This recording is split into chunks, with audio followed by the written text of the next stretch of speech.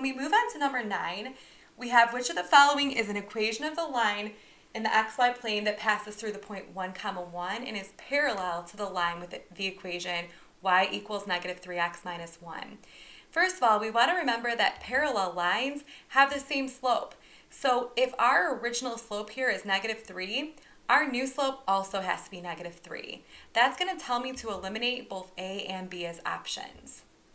Now from here, if it has to pass through 1, 1, then that means that when I plug 1, 1 in to either of these equations, whichever one gives me a true statement is the one that actually passes through 1, 1. So we're going to do that with C. I'll end up plugging in 1 is equal to negative 3 times 1 plus 4. What happens here is I get 1 is equal to negative 3 plus 4, therefore 1 is equal to 1. And that's a true statement, which means 1, 1 falls on this line. Now when I try that for D, I get 1 is equal to negative 3, plugging in a 1 here, plus 1. Well, that gives me negative 3 plus 1 is negative 2.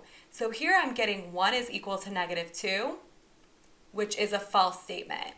And that means that C is going to have to be the correct answer here. In number 10, we're talking about a perpendicular slope. So perpendicular slopes are opposite reciprocal. So if we have an original slope of negative 1/8, the slope of the perpendicular line is going to be the opposite sign. So if this is negative, our new slope is positive. Then reciprocal would be taking 1/8 and flipping it. If I flip that, I get 8/1, which would reduce down to 8. So here's the slope of our perpendicular line.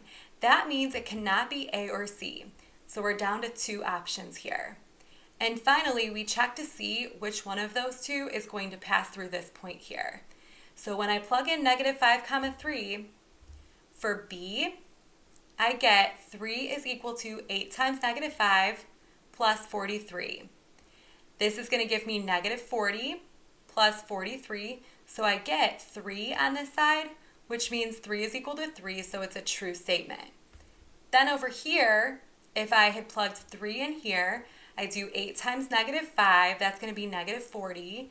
Negative 40 minus 43 is going to give me negative 83. So in D, I'm getting 3 is equal to negative 83, and that's a false statement. So here it's going to have to be B. So we end up getting, for A, after 1 hour, we're going to have 1.8 inches. So it ends up that for A, after 1 hour, we have 1.8 inches on the ground.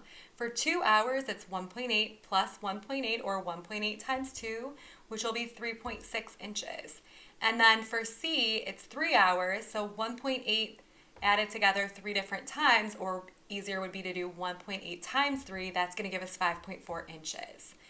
Okay, the biggest thing we want to think about here is that if we are gaining 1.8 inches per hour for over these 5 hours, that we are going to be increasing over time. So graph A and graph B, the amount of snow on the ground increases over time. C, it remains the same. And in D, it's actually decreasing the amount of snow. So we can eliminate options C and D pretty quickly. The next thing we want to kind of think about is what we did in the previous slide. We're looking at these different ordered pairs we just came up with. We said that at 1 hour, we should be at 1.8 inches. So if I look at 1 hour, this one does look like it could be at 1.8 inches. Whereas over here, this one looks like after 1 hour, we're at 3.5 inches. So far I'm thinking it's got to be A. As we mentioned before, C and D I had kind of already eliminated, but here's another way to think about it. After 1 hour, this one is showing that it's at 1.8, but after 2 hours, it should be at 3.6, and it's not. Here, this is showing me that after 1 hour, we have 8 inches on the ground, which is way too much. So that is out. Now at 2, in the previous part, we talked about the fact that after 2 hours, there should be 3.6 inches on the ground. So A is matching up with that so far. C would not match up with that. So even if you hadn't eliminated it yet, you could eliminate it at this point. And that means that it's going to have to be A for this example. Okay, in this example, we want to look at the salt supply of a restaurant. They're saying that as of May 1st, the restaurant has a supply of 7.5 kilograms of salt. Then they estimate that the salt supply will decrease linearly and become empty in 20 weeks. So one thing to keep in mind is that's going to be a negative slope. Now, a good way to do these problems is to come up with some ordered pairs. So since they say that W is going to represent the number of weeks after May 1st, it'd be a good idea to start by thinking about, well, what happens on May 1st? Well, on May 1st, when our W, our weeks after May 1st, would be 0, our salt supply was 7.5 kilograms. The next thing we would want to look at then is how about at the end? So after 20 weeks, which would be our W value, then the supply is going to be empty. So we're looking at a value of 20, 0. So these two ordered pairs are things that we want to keep in mind when we're looking at the graph. So we start out with this statement here. As of May 1st, the restaurant has a supply of 7.5. We talked about that ordered pair being 0, 7.5. The only one of these graphs that looks like it crosses at 0, 7.5 would be A. A looks like it crosses at 0, 7.5.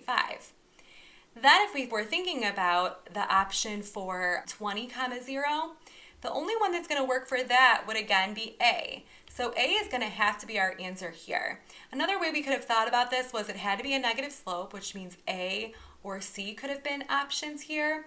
But then again, if you thought about the ordered pairs, the only one that makes sense from there would be A. For 13, the width of a rectangle is 4 more than half the length. So here, what is going to be helpful is to kind of come up with some different numbers. So if we look at the length where the length is 0, what we would want to do then is plug that in if the length is 0, and then the width is equal to 4 more than, so 4 plus, half of the length. Well, if we're saying that the length is 0, I'd plug 0 in here.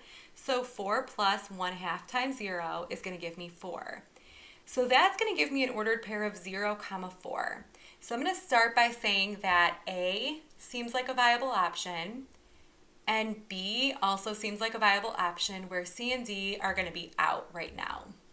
From there, if I take the length as 2, and we don't have to use 2 here, you could use something else, but if I'm using 2 here and I plug this in, my width is equal to 4 more than half of the length, which is 2. Half of 2 is 1, so I've got 4 plus 1, which is 5. So now I'm looking for the ordered pair 2, 5. Well, in A, it looks like I'm at 2, 3. So A is out. In B, it does look like we're at 2, 5. So it looks like B is going to be the correct answer. The other thing we could have thought about here is that this equation of the line here, so it's technically W is equal to 4 plus 1/2 L. Well, 1/2 is the slope, and that is a positive slope, and so it had to have a positive slope being either B or D, and then we would be able to differentiate between these two just based on their W-intercept.